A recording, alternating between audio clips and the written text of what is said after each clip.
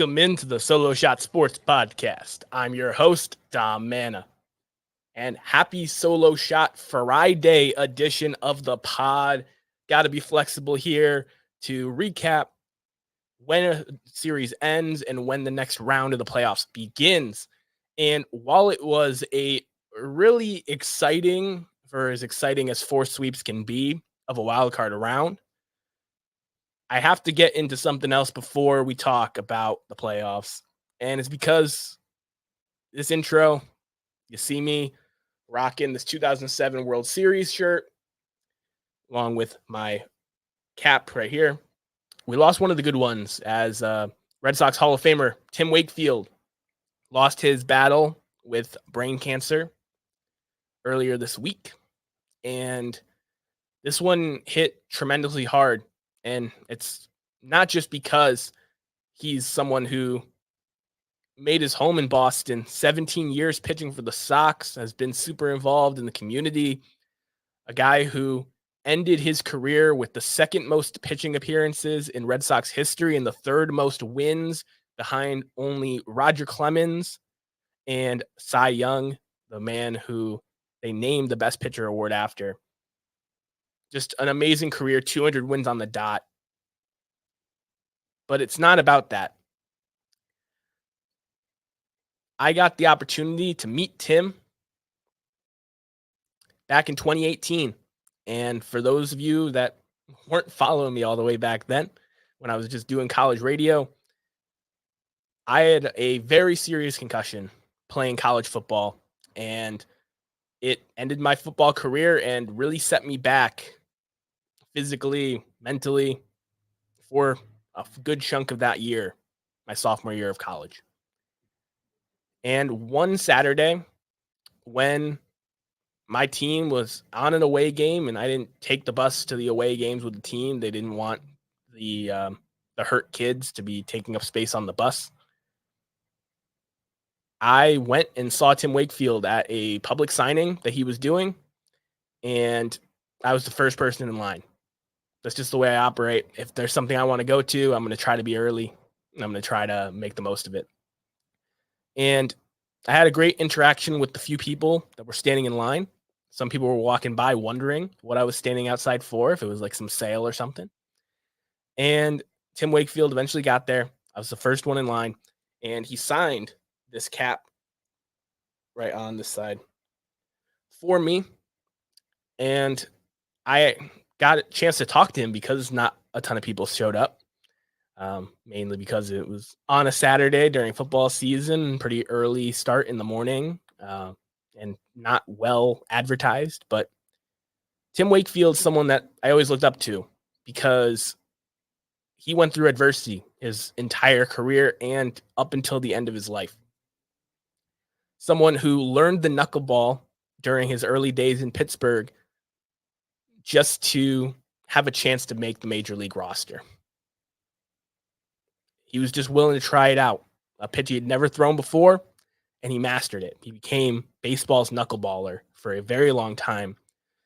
And I also, going into this 2007 World Series, in 2003, he gave up that terrible home run against the Yankees and really took it on the chin. His teammates didn't say it was all his fault, that it was all on him. He did not want to be this generation's Red Sox failure when they have a chance to win a World Series.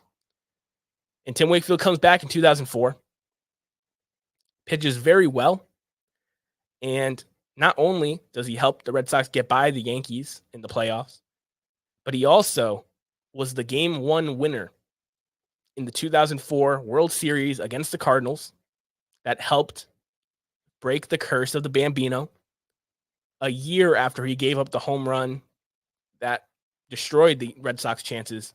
He came back the next year,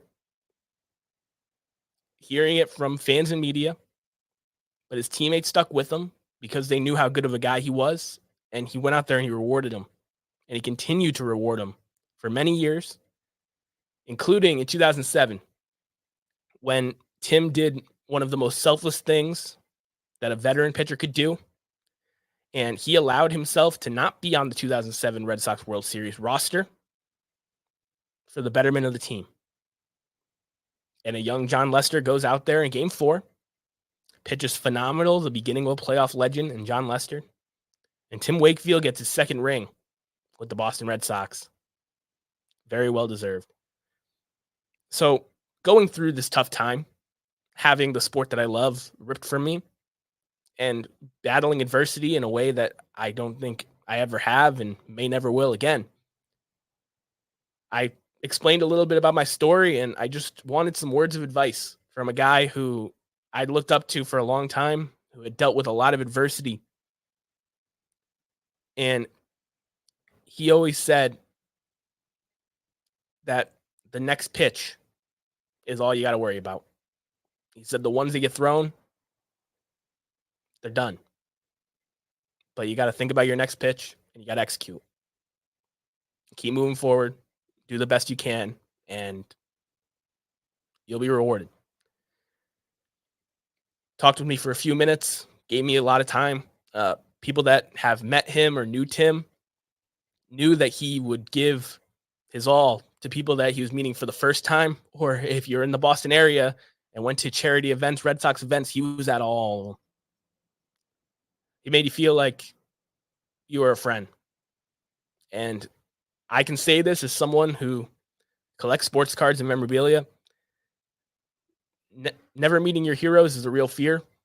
There's a lot of guys who are jerks, especially in the autograph signing circles, because they know a lot of those people aren't completely in it for the fandom. Some of them are going to just put it up on eBay or sell it or whatever. But Tim was just there for me as a person in that moment. As a Red Sox fan that was in a difficult point in his life, Tim was there for me. And it absolutely ripped my gut out when I heard about the diagnosis and the fact that by the time the diagnosis came out, a couple days later, it was announced that he was gone. So thank you, Tim, and the Wakefield family for everything that you did. From little moments like with me to all the amazing charitable things that you did to make Boston your home, your city. And I just hope that all of you pray for his wife who's dealing with pancreatic cancer. It's a terrible thing. And we lost one of the good ones, and so did she. And it's tough hearing about these things, and we just got to throw our next pitch and try to make it the best one we can. Transitioning into the NL wild card. I know it's hard to start the show that way, but just like Tim, I'm going to keep throwing my pitches. And the NL wild card, I got 50-50. The Phillies was the only series I predicted correctly. And it was no doubt that when you have a 3-game series and you have Zach Wheeler and Aaron Nola against a Marlins team that is just happy to be there, that the Phillies should have been favored. And they wiped the floor with them. Great pitching all around. That Bryson Stott grand slam was electric.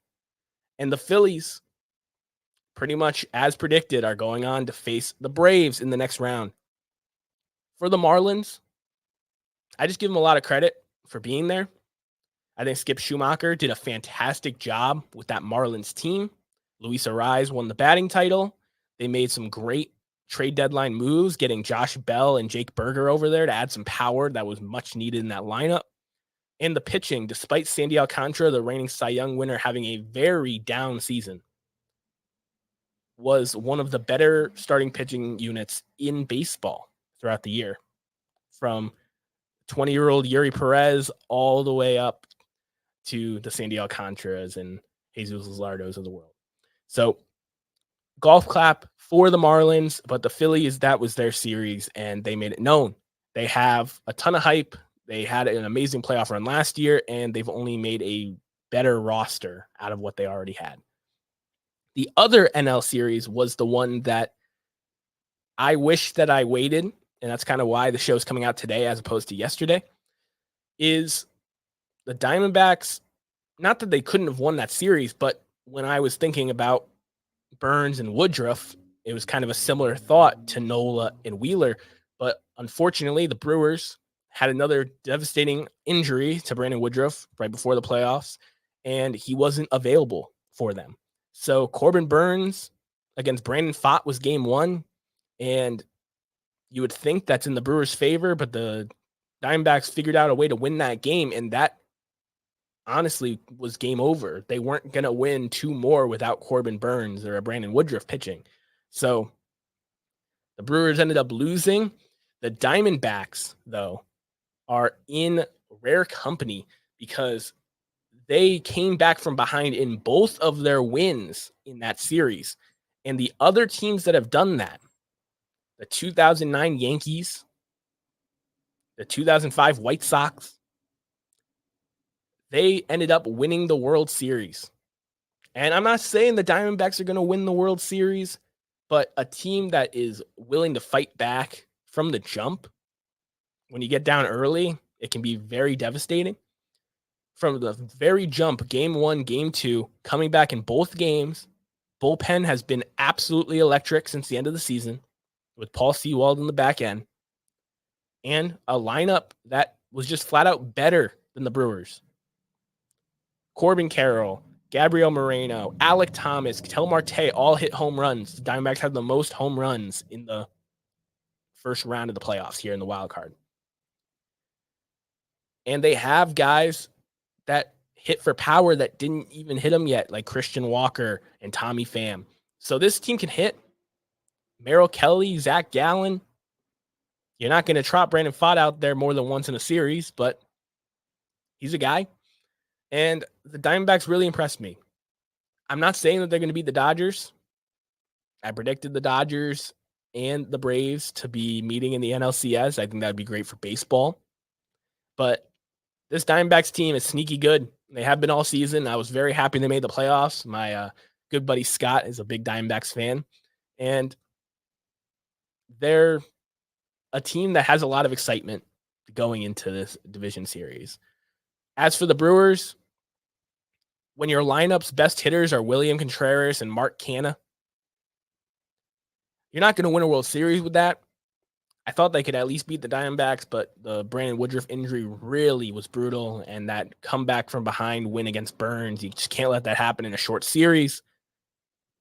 And now you're looking at, before I get into the AL wildcard, a wildcard format that is good for baseball in a lot of ways. More teams are in it later into the season because there's more wildcard spots. You get more wildcard playoff games, which are great for TV, revenue, merchandise, etc. But 13 of the 16 wildcard series that have been held so far in this new expanded era have been sweeps. So people didn't like that it was a one-game playoff. Now people are saying, well, 3 games, they're still sweeping. My argument there would be that a division champion like the Brewers wasn't able to hold off a wildcard team in the Diamondbacks. So it's not like the top seed is sweeping every single time, but they are ending up being sweeps because it's a short series. If another team gets hot or is hot, it's way quicker to an ending than a 5 or 7 game series, which is understandable. But the AL wildcard to me was so much more telling.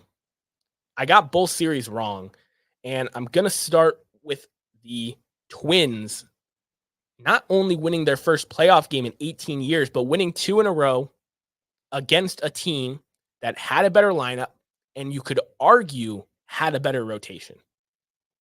Now, the Toronto Blue Jays, they're going to have a lot of questions to be answered this offseason. Everyone's talking about the decision to take Jose Barrios out in the 4th inning, a guy they're paying $130 million to put Yusei Kikuchi into the game. But the real problem with the Blue Jays is the fact that this was supposed to be a vaunted, scary lineup. Matt Chapman looked like an MVP candidate the first couple months of the season. Vlad Guerrero was supposed to be the best power hitter in baseball. Bo Bichette had led the league in hits the last couple of years in the American League. George Springer is getting paid a lot of money. They bring in Dalton Varsho to be a middle of the lineup bat. But this team just did not play well offensively. And you look at little moments like Vladimir Guerrero Jr. getting picked off at second base in the series with 2 outs. You can't be letting that happen unless you're so confident in the way your offense is playing that you know you're going to put up 3, 4, 5 runs easy. You were struggling to get runs in that series because Pablo Lopez and Sonny Gray are very good pitchers. And that's something that this Twins team has that they haven't really had since that last time they won a playoff game with Johan Santana is good pitching.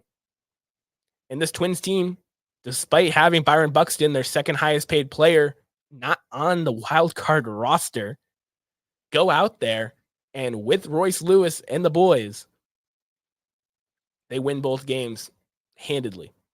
And I just got to give them a lot of credit.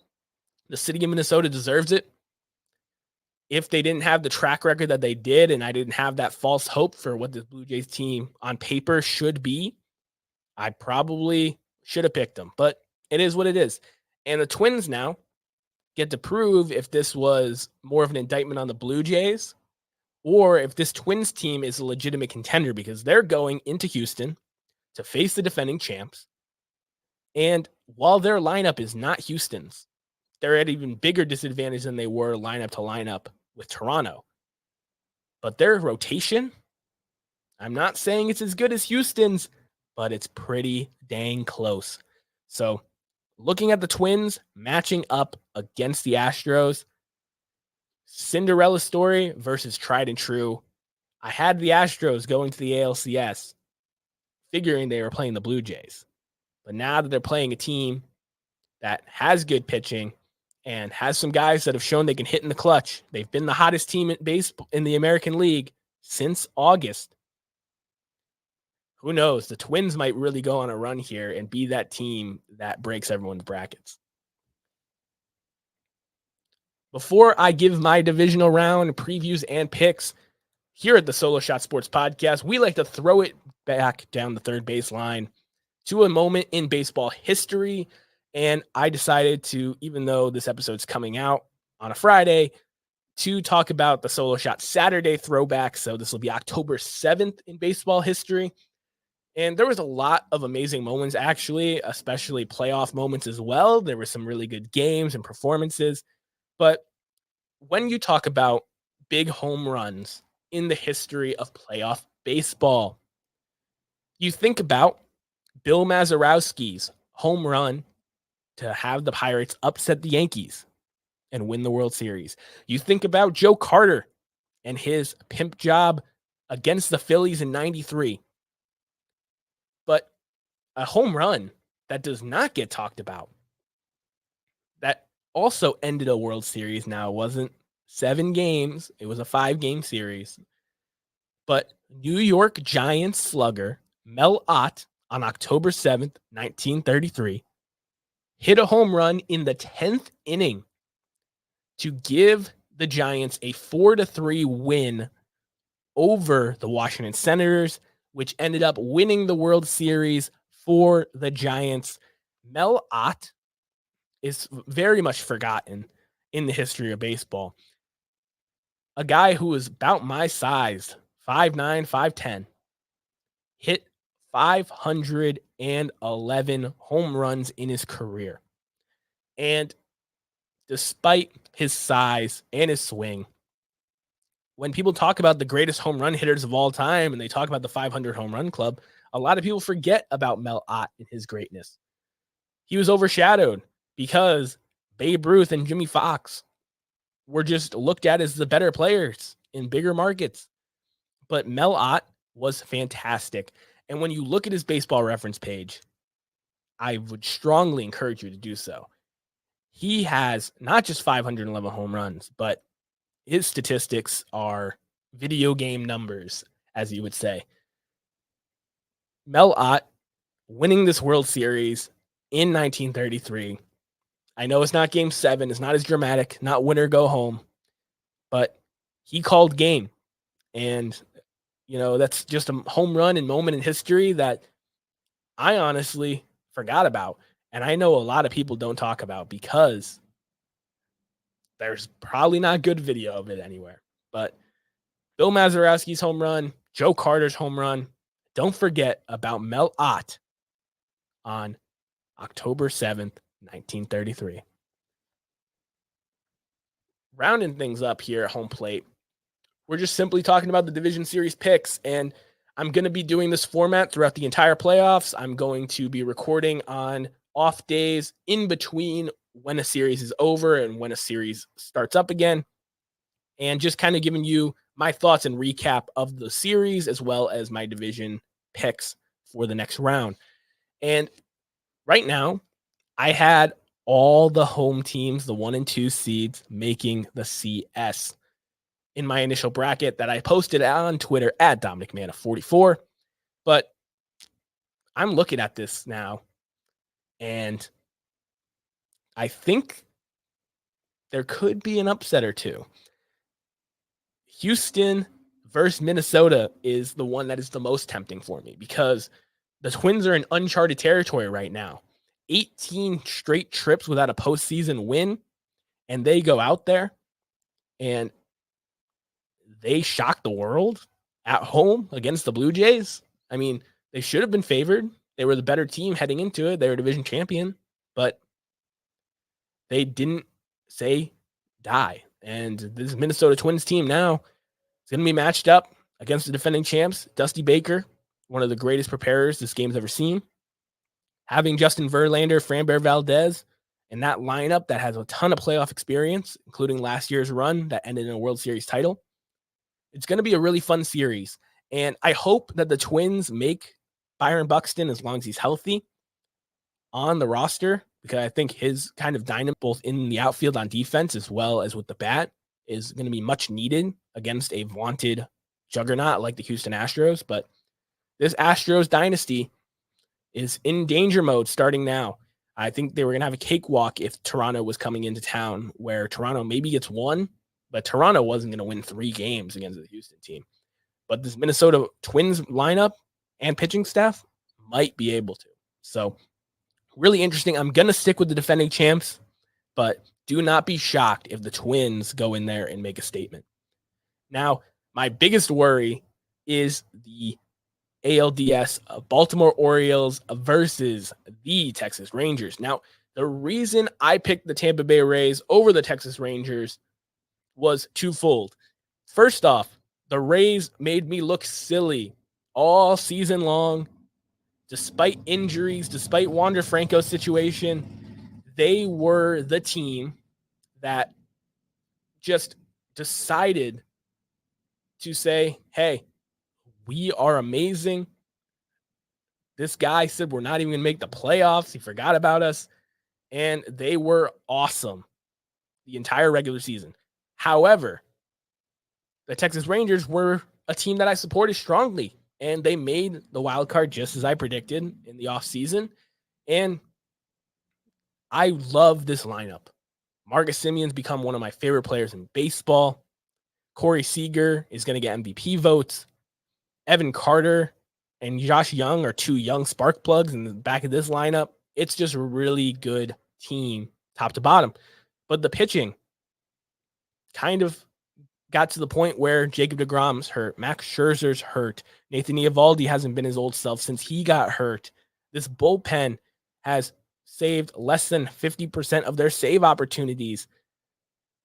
What's going to happen when this team faces one of the most disciplined teams in baseball in Tampa Bay Rays? And what happens is the Rays weren't disciplined. They had 4 errors in game 1, and in game 2, they kind of just threw the game away. Tampa Bay has scored 1 run in not a lot of innings. They got shut out by Cleveland last year, and I thought this lineup had a chip on their shoulder this year. Randy Arozarena and his playoff heroics are still in a lot of people's mind, but realistically, Tampa Bay just didn't have the offensive output to compete with a lineup like Texas, even if their pitching was better. So Texas, I'm very happy for Bruce Bochy and the boys. And now the team that I picked to win the World Series has the team that has had my heart all season coming into town. Texas versus Baltimore. And while I'll still give the pitching edge again to Baltimore, the difference between Baltimore and Tampa Bay and why they won the division and why they won 100 games and the Rays didn't is because Baltimore can bang. Adley Rutschman, Gunnar Henderson, Anthony Santander, the list goes on and on. They have guys that can flat out hit. And I think that's going to be the difference in the series. This is the one series that I'm predicting will go the full 5. I think the Astros take care of business in 4, but some close games with the Twins there. And I think Baltimore is going to go 5 games with Texas. I think it's going to be a real bloodbath. But I have to stick with my pick, despite how Texas impressed me, despite that Max Scherzer had a rehab outing and is feeling good and might be back this playoffs. Baltimore, I'm sticking with you. Let's get this money. Over the National League, though, it's a little more black and white. These teams are facing their younger brothers in the division that they dominated for the last 6 months. But Dodgers, Diamondbacks, I'm telling you, as good as the Dodgers are, they've been upset by a hot team before. You look at just a couple years ago against San Diego, a team that they beat up all season, but San Diego was hot in that playoffs, and they beat the Dodgers. The Diamondbacks, they have 2 good pitchers that I believe in. But the disadvantage here is instead of it being a 3-game set, it's a 5-game set. And even if those 2 pitchers are able to go 4 out of the 5, there's still no guarantee you're going to win this series. The Dodgers, they got Mookie Betts. They got Freddie Freeman.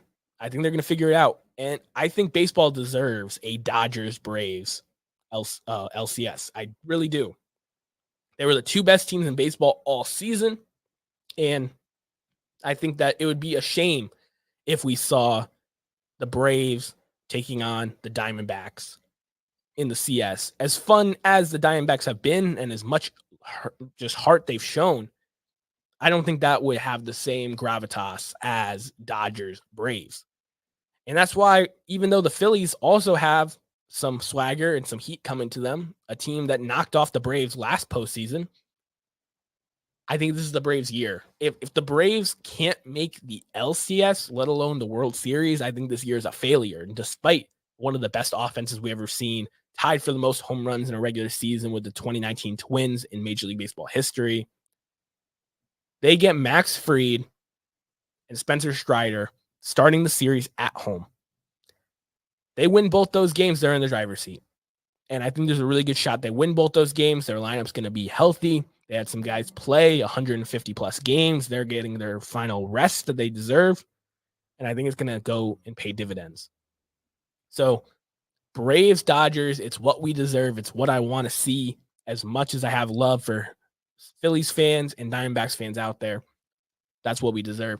The AL side is where the upsets could be interesting, because I said this on the playoff primer show when I made my World Series pick, is that there's 5 or 6 teams in the American League that could win the World Series. There really is. And I think that 4 of them are left.